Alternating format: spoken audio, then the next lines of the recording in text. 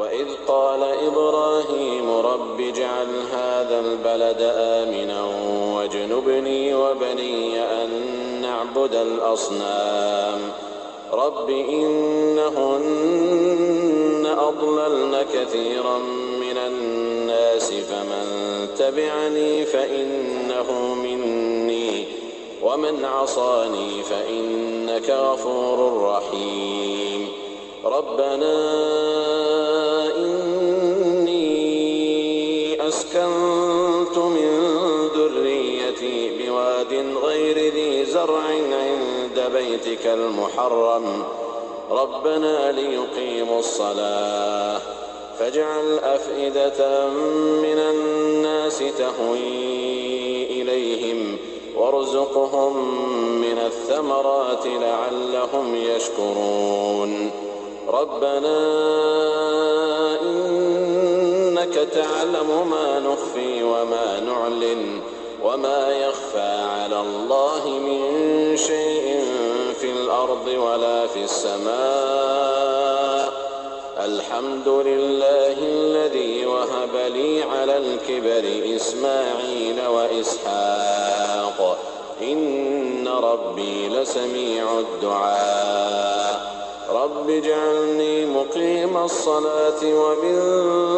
ذريتي ربنا وتقبل دعاء ربنا اغفر لي ولوالدي وللمؤمنين يوم يقوم الحساب ولا تحسبن الله غافلا عما يعمل الظالمون إنما يؤخرهم ليوم تشخص فيه الأبصار مهطعين مقنعي رؤوسهم لا يرتد إليهم طرفهم وأفئدتهم هواء وأنذر الناس يوم يأتيهم العذاب فيقول الذين ظلموا ربنا أخرنا إلى أجل قريب نجب دعوتك ونتبع الرسل أولم تكونوا أقسمتم من قبل ما لكم من زوال وسكنتم في مساكن الذين ظلموا أنفسهم وتبين لكم كيف فعلنا بهم وضربنا لكم الأمثال